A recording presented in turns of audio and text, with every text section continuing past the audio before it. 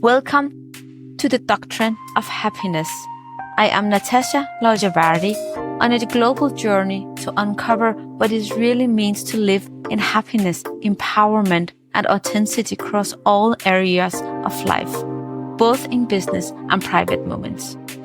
From vibrant cities to remote sanctuary, I'm meeting people from diverse backgrounds to explore how culture, beliefs, spirituality, gender diversity, and even sexuality shape their understanding of fulfillment and happiness. Together, we dive into the thought form and values that drive their choices, sharing stories and challenge, inspire, and uplift. With the help of a groundbreaking algorithm, we will relieve not only the happiness people are aware of, but also the hidden pieces in their blind spot. This journey goes beyond the surface to reveal the truth that connects us all. Join me as we redefine happiness, fulfillment across cultures and lives. Welcome to Doctrine of Happiness. I'm sitting in Lower Mustang and I have two very special guests here. So you have the mic, you start the presentation. Yeah, I'm Isabel, so I'm from Singapore. Osh, he's my husband. We're both from Singapore and Singapore is a very big city and like with not so much nature, and that's why we often find ourselves coming back to places like this, Nepal. In the mountains. Wild mountain. Where we can find nature, where we can find mountains, lakes and nature. More so than we can find in Singapore. Yeah, wow. Yeah. You wanna? So Singapore is a very grey concrete jungle. Yeah. With not that much nature, although most of our nature is man-made. So we do claim ourselves to be like a city, a garden city, but our nature is all gardens, manicured mostly. So it's man-made. It's all man-made mostly, yeah. So we find ourselves drawn to natural nature, no matter where it is. Malaysia, Thailand, Australia, and Nepal. And Nepal here, you have the views of the magnificent mountains. And it just makes us in awe of the sheer beauty and the sheer skill of everything. Our tallest mountain in Singapore is not a mountain, it's a hill. It's 163 meters high. Oh, wow. Yeah, so that's where we find ourselves on like weekends when we need to train up to prepare ourselves for the actual mountains. No, I think my first raw experience of nature actually came a couple of years back when I was in Finland. In Finland? In Finland. Yeah. I spent about 1 year in Finland, and my time there, I don't know, the forest changed me in a way. Oh, wow. In a way. Before Finland, I've of course, trekked many places. I've been to the Alps many times, but it was different. Being in Finland, nature was everywhere. The proximity to nature was very accessible. I was staying not too far from a lake. I could just go every day, walking to a lake. Saunas everywhere.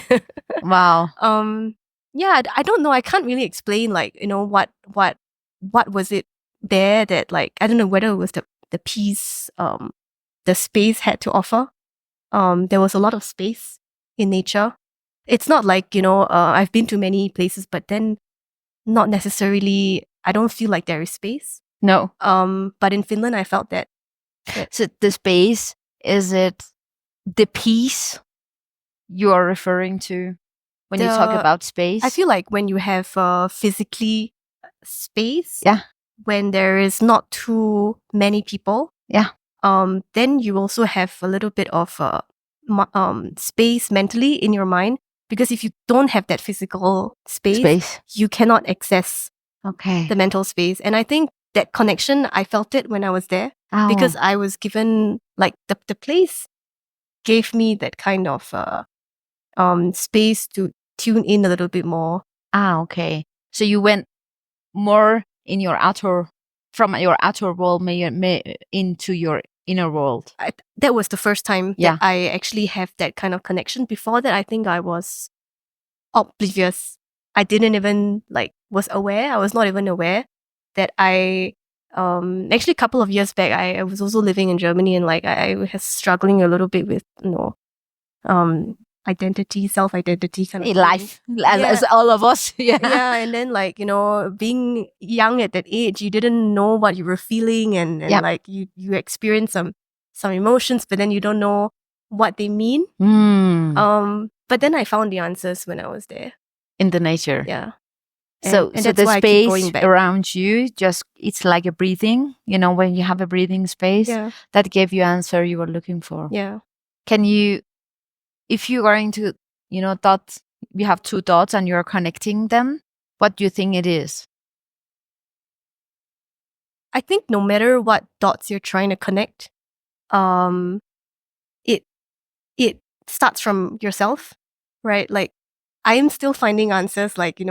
I know that there is I'm quite lost actually at this point in my life. I don't really know, kind of at a crossroad, don't really know what to do next. But then I think the important thing is to realize that something is not aligned, and it's a process of learning and a process of exploring and then finding out what aligns with you. That's very, very clever. Yeah. So I mean way of thinking. I'm in that process of, don't know, becoming something else. You need to something else, change somehow. more than the corporate 9-to-5 grind that I have back home in Singapore. Yeah. What do you do?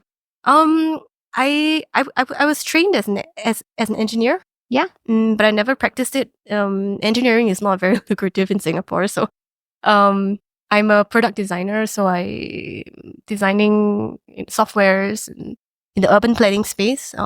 We work with governments to basically try to understand how they're doing urban planning and how these softwares, simulating the climate, how building certain buildings in a certain way, certain typology, planting how many trees, and changing the building facades of certain buildings. How would it change and how would it cool down the city? So a lot of software design, in this kind of planning spaces for me. So from what I understand, you have a very big background with a lot of the experience. You travel a lot. You have been in Germany. You found something in Finland, and you just come from ABC, Everest route. You guys, you were hiking there, and it sounds like you are two persons that really looking deeply in nature and connecting and find the deep meaning of everything in life, and that's very inspiring. It's inspiring to talk to you guys, inspiring to see that you actually have the courage to say we want something else, something deeper, and not human-made nature or so. Is it somehow the deep happiness? The whole podcast videocast here is about what does happiness means for you. So you have the high level of education and 9-to-4 job and everything, and you are in the process to find something else because you need something else. So that's the change, and that's inspiring. You actually take action, and you're brave to say I want something else, because most of people, they just stay there and they never take the first step.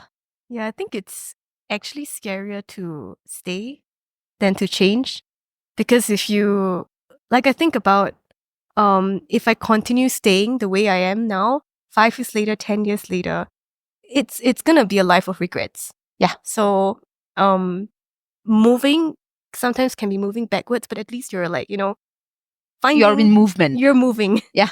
Instead of being stagnant in Yeah. life. And I think that's something, it's something important. I was just sharing last night after the hike that we did. Yeah. That it was so it was so different from the Everest base camp trek that we did, because it was just us in nature. There wasn't queues of people, and then you could stop and look around and appreciate what is standing around you Yeah. so much more. So what about you? What do you do? I'm currently an outdoor educator in Singapore. I work with 𝐽𝐿𝐵𝐿, and I bring students in the concrete Singapore out to the jungle to camp for 5 days. Wow. So that's my so-called 9 to 5 job. Although for me, it's not 9 to 5. It's Monday to Friday, 24 hours each day. Okay. So that's your vacation when you're not in Singapore. So in a sense, it's already not a typical job.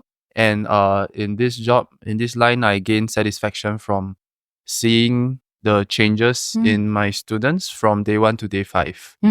Like seeing whether or not I can get them to appreciate the outdoors more. And this was something that I actually got into when I was a college student. When I was 17 years old, I joined my school's mountain trekking team, where we climbed some mountains in Malaysia. And then when I was 18, I was a senior in school, and we coached the juniors to climb the same mountains.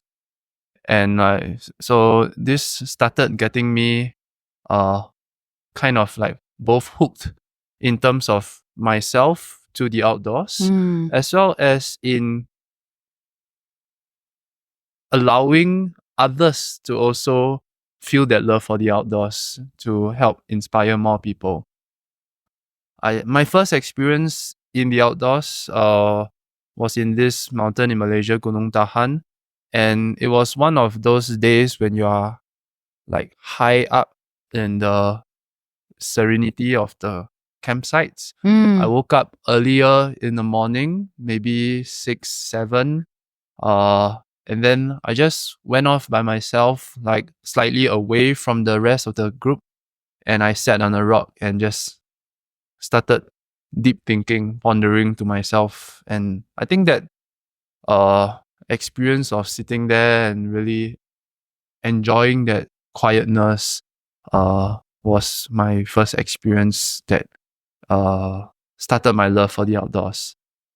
And later on, in some of the later mountains, like when I'm standing on top of a hill and gazing down at the town below, where you see the tiny little cars, the houses, and you just think about how small you are in this universe as compared to the way everything is. Yeah. And you get humble and somehow. yes. Yesterday we were standing in front of Himalaya. We were up there, and it was like, wow, we are so small.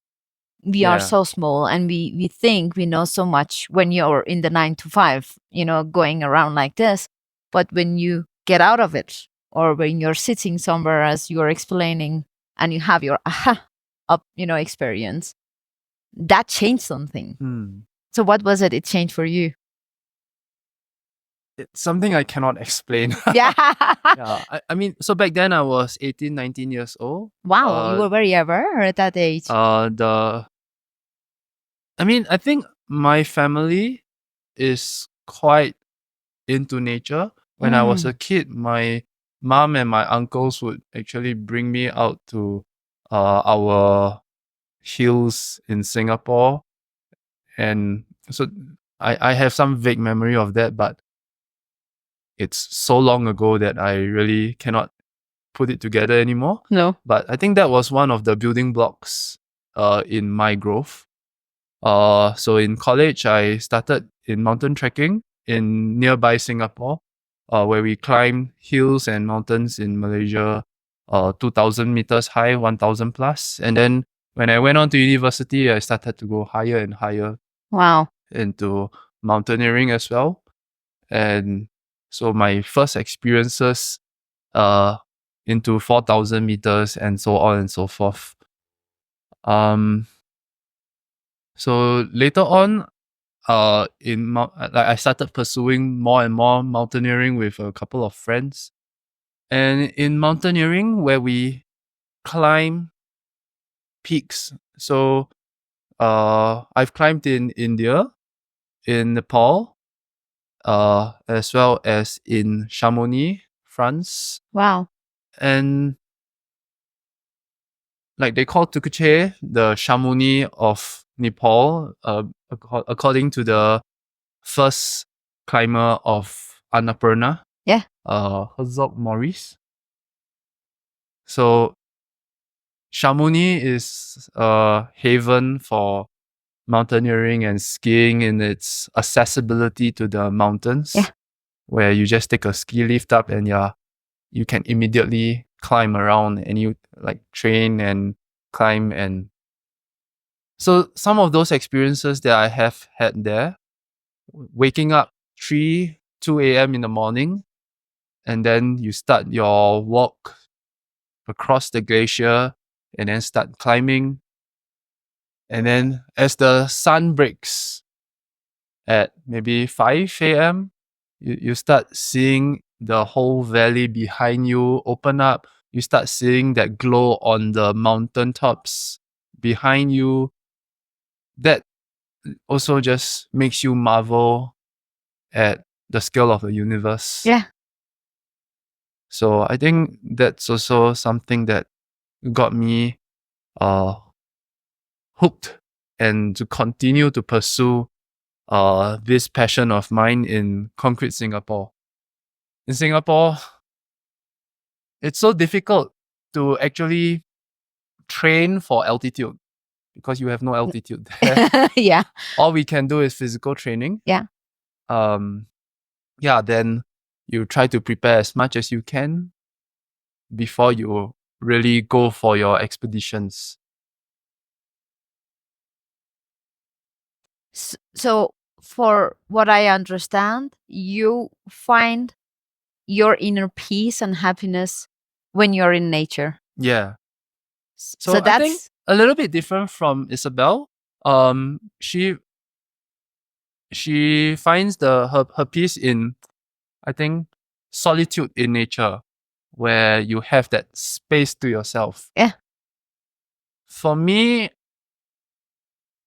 I just like being in nature. Yeah. Whether it's by myself or whether it's crowded, I don't mind. Like, nature is nature, and to me, I think it's something that we can all share. And not something that we should keep to ourselves. to ourselves. That's beautiful, because then you have the duality in your relationship, and that's the balance between you two. Because I'm like you, I like the peace and quiet and not too many people when I trek or walk. And my husband, he's like you. It's okay if there's other people around, and somehow we balance each other with different kind of energy and thoughts and thought form and how we approach life.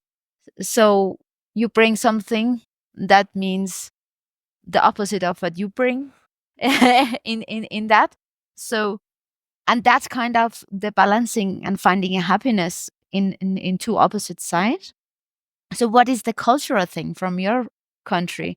How is it? What is how or what or how do you perceive happiness in your culture when you come from? I think there's two ways about work and happiness in Singapore. One is you look at work as work, and then you pursue your own happiness outside of work. And the other line is to find something you enjoy and you work on what you enjoy, and you find happiness in work. So I think for me, I'm still at the stage where I can garner satisfaction in work and kind of happiness in seeing the students smile.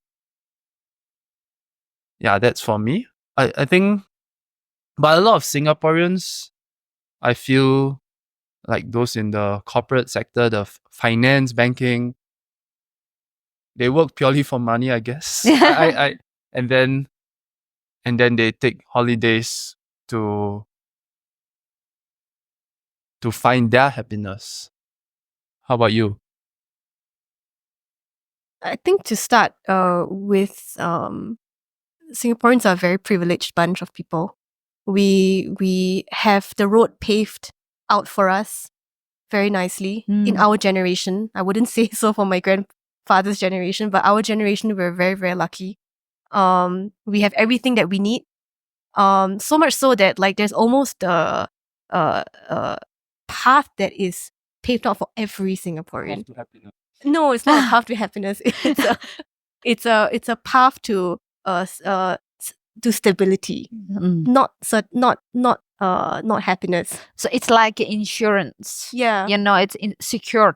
You are insecure somehow in life. You know, there's the path, and if you go that way, you live like a life insurance from the government. The standard path is like, you know, you go to university. I mean, everyone goes through school, and then you go to university, find a partner, you get married, get a house. That's like the perfect, you know, A++ kind of situation.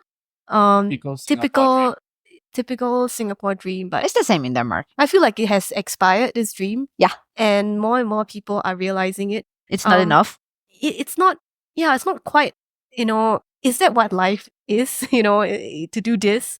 And I think people are still okay with what they're doing, the 9 to 5, because perhaps they haven't realized it. Like I took how many years to actually realize this was not right for me. And I think the first step is really to even realize and acknowledge that there is a misalignment, and then to find that, to kind of be get some courage to be brave enough to step out. So what's the reaction if somebody try to step out of the culture or the collective awareness? I think it's slowly changing. It used to be why are you doing this? Why don't you just have a stable income and have a family? But it's changing now. And I think at least for me, I'm very inspired by people who have stepped out.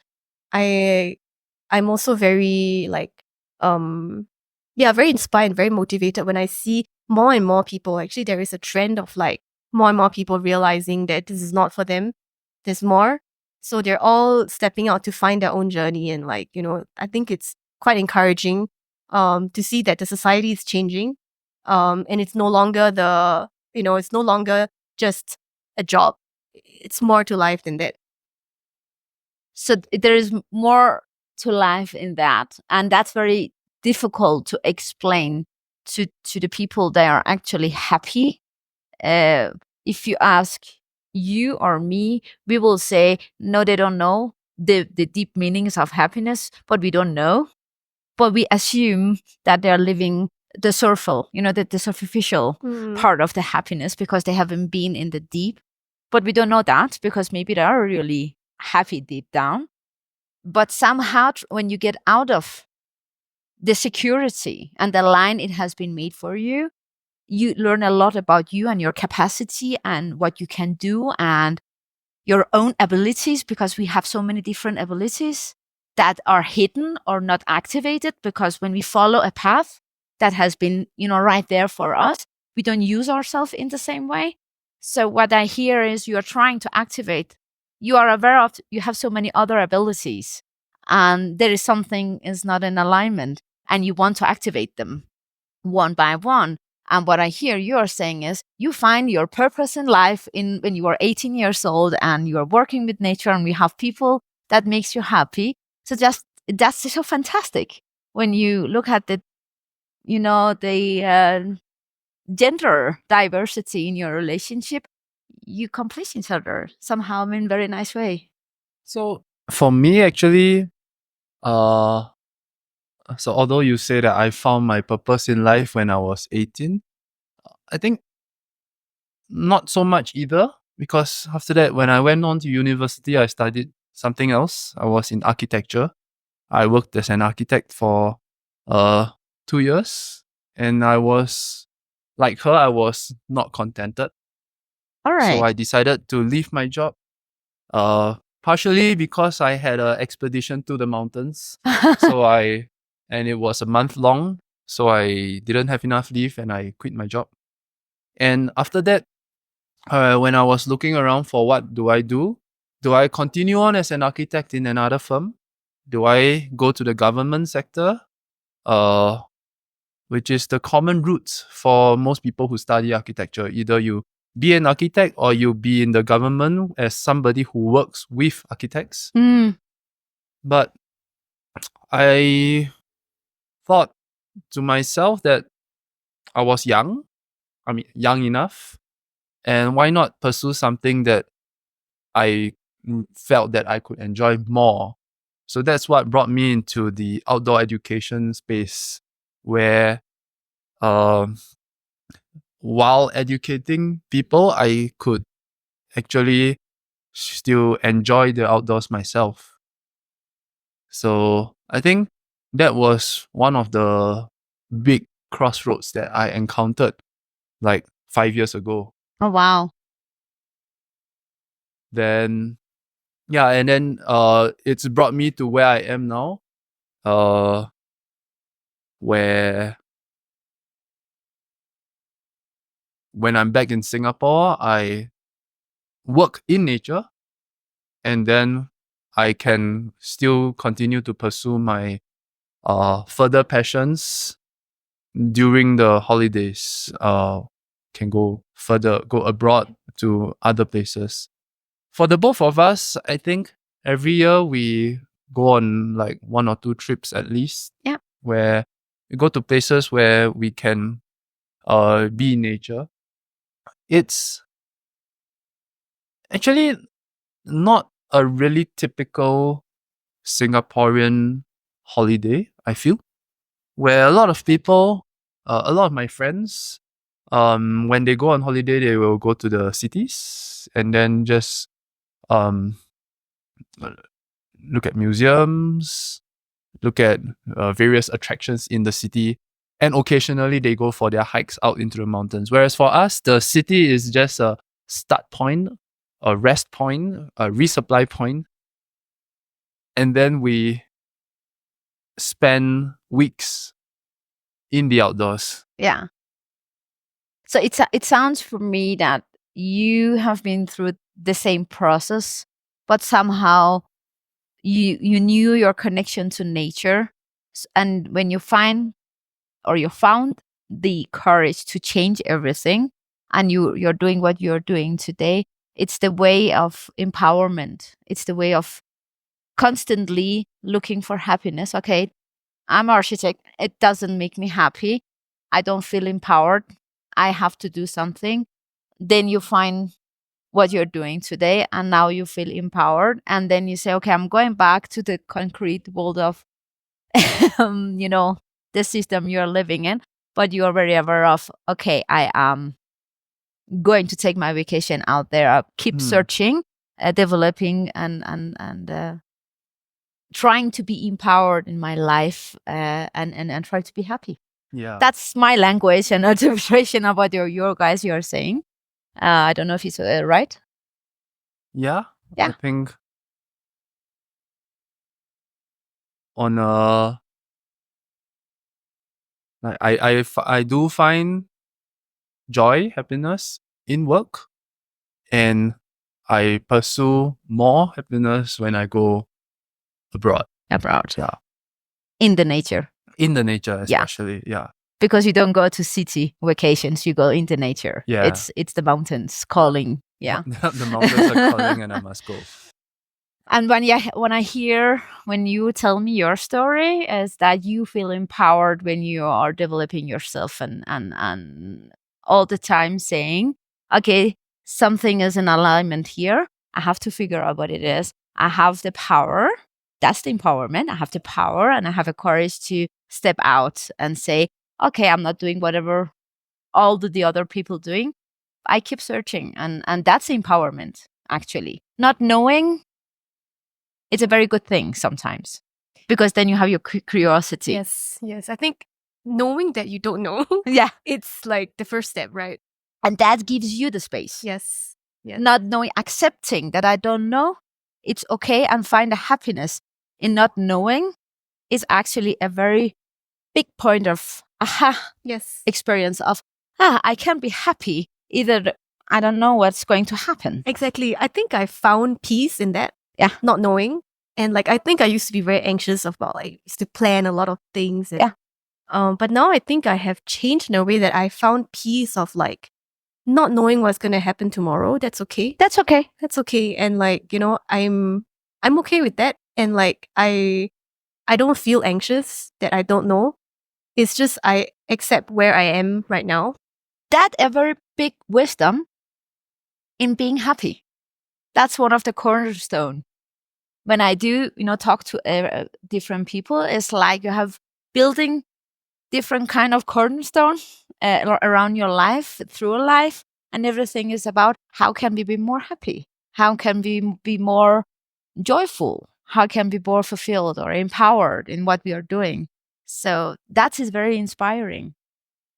So what would you like to tell our public?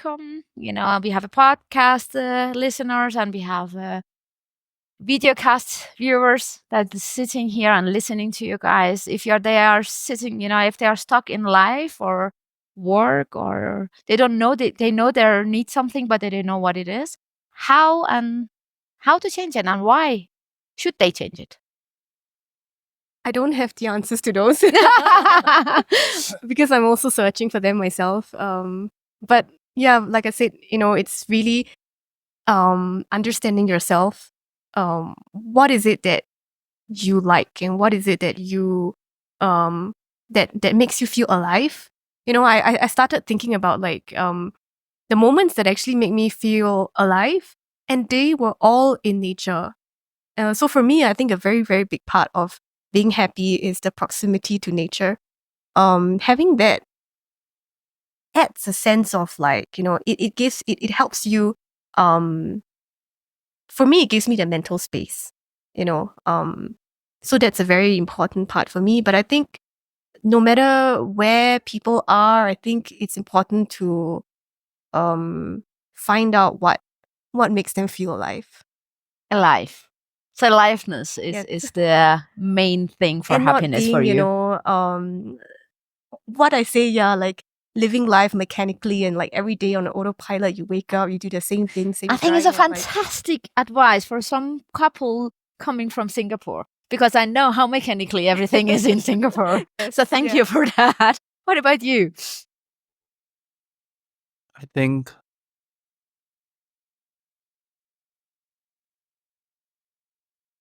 when I left my job in 2019, I left without a plan.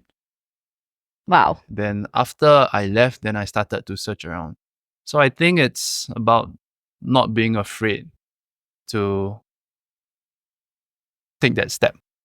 And then after you raise your courage to take that step, then it shows your commitment to change yourself. So you are actually saying the same, that it's okay to not know and do something and embrace the not knowing and find the courage to actually go and do what is you are looking for. I think so. So that's the empowerment. And you know what? That's the common thing between you two. That's make you the empowered couple that just go through the Mount Everest base camp and here, and is very wonderful to see and experience, guys. So you are a power couple. So what is the advice?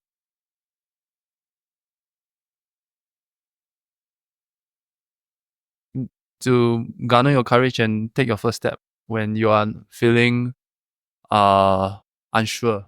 Fantastic. Finding your courage and daring to take the first step towards happiness. Fantastic. Thank you very much for your time. I really appreciate it. And Thank you. I think you're very inspiring. And we say namaste here from Lower Mustang. And goodbye for this time. Namaste. Thank you for joining me on this journey to explore happiness and fulfillment in all its forms, in business and in personal life. I hope these stories and insights inspire you to view your own path with fresh perspectives. Stay curious, keep pushing forward, and come back next time as we dive even deeper into what it means to live fully and consciously. Until then, embrace what empowers you, pursue what fulfills you, and remember, true happiness starts within.